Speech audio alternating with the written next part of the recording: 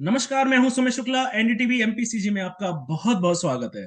आज हमारे साथ में है त्रिधा चौधरी। आप इनको आश्रम सीरीज की बबीता भी कह सकते हैं। चलिए हम आपको उनसे मिलवाते हैं। त्रिधा, हमसे जुड़ने के लिए बहुत बहुत धन्यवाद। Thank you Sumit, thank you so much for having मी। बहुत अच्छा लग रहा है आपके साथ यहाँ पे दोबारा मिलके। त्रिधा, आपका जो आश्रम सीरीज में कैरेक्टर था बबीता का, तो कहीं ना कहीं उस कैरेक्टर ने त्रिधा चौधरी को कितना पीछे छोड़ दिया है, क्योंकि लोग आपको बबीता के नाम से ज्यादा जानने लगे हैं। सच्ची बताओ तो मैं दिल्ली में गई थी एक अवार्ड फंक्शन के लिए। और वहां पे आप तो जानते अम, जो एंकर थे वहां पे, जब स्टेज पे मैं गई अवार्ड लेने के लिए तो उन्होंने सबसे पहले बोला जपनाम एंड द ऑडियंस अपलॉडेड।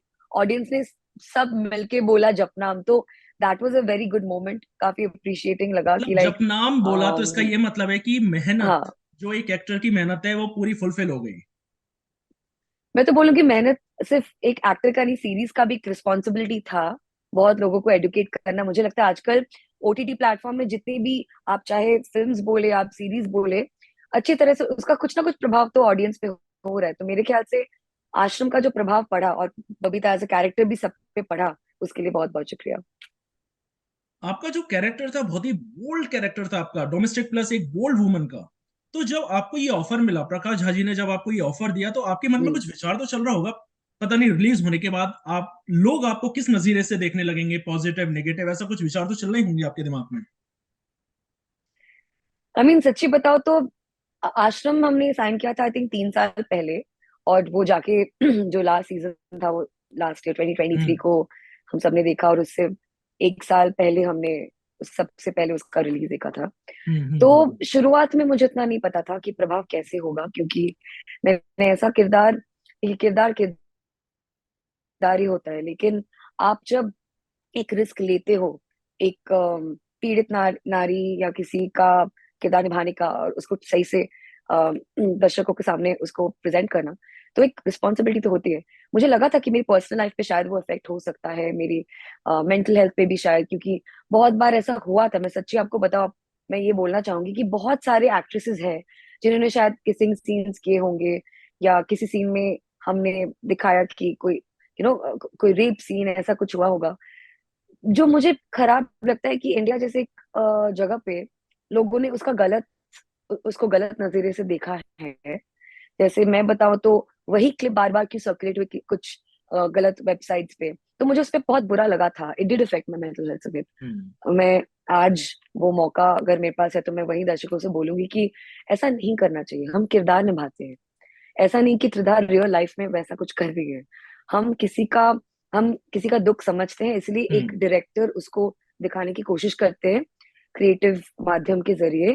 तो मुझे लगता है लोगों को थोड़ा सा उसको जैसा है वैसा लेना चाहिए। पर दिमाग में एक बार ये विचार तो आया होगा कि ये सीरीज हम्म। रिलीज होने के बाद आपकी कहीं तुलना हाँ। जो मलिका शेरावत से की जाती है, सनी लियोनी से की जाती है, कुछ उस लाइन में ना होने लगे। एक एक मिनट के लिए वो विचार तो आया होगा। नहीं, वैसा तो बिल्कुल नहीं। वही तो मैं आपको बोल रही हूँ सुमित कि मुझे नहीं लगता जब वो रिलीज हुआ था तब तब मुझे नहीं पता था। बट यही यही दिस वाज द पार्ट कि बहुत एक्ट्रेसेस है आज। आलिया भट्ट को भी देख लो, अब किसी को भी ले, Kriti Sanon, hmm. Everybody has done exactly what I have. So मुझे नहीं लगता मल्लिका शेरावत ने भी कुछ गलत किया होगा उनके जमाने में, या फिर सनी लियोन ने भी कुछ गलत काम किया होगा। सबको पता है वो क्या कर रहे हैं। बट एक औरत को उस कैटेगरी में बॉक्स करना कि उन्होंने कुछ एक किरदार निभाया, वो मुझे लगता है सोसाइटी को आगे बढ़ना चाहिए उससे। शूट के टाइम जैसा कि आप जानते हैं कि भोपाल में हंगामा हुआ था कुछ फिल्म की स्टोरी हम्म। को लेकर। तो उस टाइम क्या आप भोपाल राइट। में थे? नहीं, उस वक्त मेरे ख्याल से मैं कुछ और प्रोजेक्ट, नहीं नहीं नहीं, मैं भोपाल में नहीं थी, क्योंकि इसीलिए मुझे जब सुनने में आया कि सेट पे कुछ ऐसा हुआ है, हम काफी शॉक थे। क्योंकि देखिए, it all comes down to the same thing. Prakash Jha as a name, as a हाउस होल्ड नेम, एज अ ब्रांड, हमेशा सच्चाई दिखाने की कोशिश करते हैं। And he was associated to politics, so politically he is very correct, और एटलीस्ट वो कोशिश करते हैं कि लोगों को वो दिखाए सच्चाई, है ना। अब लोग उसको कैसे लेंगे ये तो हम देख ही रहे कि हमारे देश में थोड़ा सा कंसर्न तो है इसको लेके कि क्रिएटिव माध्यम से हम जो भी कोशिश करें उसको हमेशा एक पॉलिटिकल एंगल से वो उसको किसी और दिशा में लेके चले जाते हैं। तो मैं इसके बारे में ज्यादा कुछ नहीं कहूंगी, बट बोलूंगी कि मुझे लगता है कि अभिनेत्री, फिल्म मेकर, क्रिएटिव जो स्पेस है, वो उसको पॉलिटिक्स से अगर हम थोड़ा सा दूर रखें तो शायद अच्छा ही है। अब हम आते हैं रक्षाबंधन पर। जैसा कि हम जानते हैं कि 30 तारीख को हाँ, रक्षाबंधन है, तो ये जानना चाहते हैं हम कि त्रिधा की क्या क्या तैयारी है। सच्ची बताओ तो मैं इकलौती हूँ। तो मेरे नहीं, भाई तो बनाए अगर कोई होंगे जो इकलौती होते हैं, भाई तो बनाते बताती हैं हूँ, कोई कोई। मैं आती हूँ इस पे। मैं वही बोलने की कोशिश कर रही हूँ कि मैं इकलौती होने के बावजूद मेरे 5 इतने प्यारे भाई हैं, मेरे कजिन्स हैं, जो हर साल मुझे, वो हमेशा मेरे साथ, मेरे दुख में, गम में, मेरे खुशी में, सब चीज में मेरे साथ इन्वॉल्व है। तो मुझे लगता है मेरे जो भाई है पाब्लो, वो भी एक्चुअली रैपर है, वो भी सिंगिंग स्पेस में है, वो काफी, वो भी he is also doing very well for himself. मुझे लगता है वो सरप्राइज देने मुझे आ रहा है, तो मुझे मम्मी से अभी पता चला थोड़ी देर, तो मुझे लगा मैं शेयर करूँ दर्शकों के साथ कि वो बहुत ही क्लोज है। So I am excited to see him. उसी के साथ में रक्षाबंधन हम कहीं घूमने जाएंगे, डेफिनेटली राखी रक्षाबंधन निभाएंगे एक साथ। कभी कभी ये होता है कि किसी फेस्टिवल के दिन हमारा शूट फंस जाता है, चाहे मैं दिवाली की हाँ, बात करूं, चाहे मैं रक्षाबंधन की बात करूं। हाँ, तो उस टाइम एक अपने घर वालों को टाइम देना, फेस्टिवल के लिए टाइम निकालना कितना मुश्किल रहता है, खासकर त्रिधा के लिए या तो दूसरे एक्टर्स के लिए जो कि बॉलीवुड में काम कर रहे हैं। बिल्कुल। मुझे लगता है फैमिली बहुत इंपॉर्टेंट होता है, और अगर आप प्रायोरिटी लिस्ट पे आप फैमिली को रखते हो तो आप वक्त निकालोगे किसी ना किसी तरह। बट हाँ, ऐसा भी होता है कि आप फेस्टिवल बोल रहे हो, मुझे तो बहुत अच्छा लगता है कि जन्मदिन पे भी अगर मैं सेट पे काम करूँ, क्योंकि हम अभिनेता अभिनेत्री उसी के लिए तो जीते हैं, किसी की अप्रिसिएशन के लिए, दर्शकों के लिए। तो हमारे लिए फेस्टिवल चाहे जो भी हो, काम भी इम्पोर्टेंट है, फैमिली भी, तो वो बैलेंस रखना बहुत इंपॉर्टेंट होता है। त्रिधा, मेरा आपसे एक आखिरी सवाल कि हाँ। आपके व्यूअर्स, आपके चाहने वाले, खासकर बबीता के, ये जानना चाह रहे हैं कि अब 2024 में बबीता हम्म। क्या करने वाली है, कौन कौन से प्रोजेक्ट्स के साथ आ रही है, वो हमें आप बताइए। सबसे पहले तो दर्शकों को बहुत बहुत धन्यवाद, बबीता को इतना प्यार, इतना सम्मान देने के लिए। बट अभी बबीता को जाने का वक्त थोड़ा तो देना पड़ेगा कि नहीं?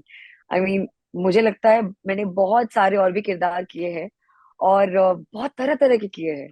तो ऐसे 4 किरदार लोगों को देखने को मिलेगा 2024 में, 2023 में भी इनफैक्ट। और उसके लिए तैयारी भी जारी जारी है, क्योंकि पैच वर्क, डबिंग सब खत्म है। बस प्रोड्यूसर्स और जो बाकी फिल्म मेकर्स, वो जब डिसाइड करेंगे तो दर्शकों को वो देखने का मौका मिलेगा। त्रिधा, एक आखिरी सवाल मैं जोड़ना चाहता हूँ। आपको आपका जो टाइटल मिला है बबीता, आपको हम्म। ऐसा नहीं लगता कि आपने वो सब कुछ पा लिया है जो एक एक्टर जिंदगी भर नहीं पा पाता? सच्ची बता तो मेरे इंस्पिरेशन के हिसाब से माधुरी दीक्षित और विद्या बालन टॉप 3 में है। और अगर आप देखेंगे तो ये सच्ची में अभिनेत्री है।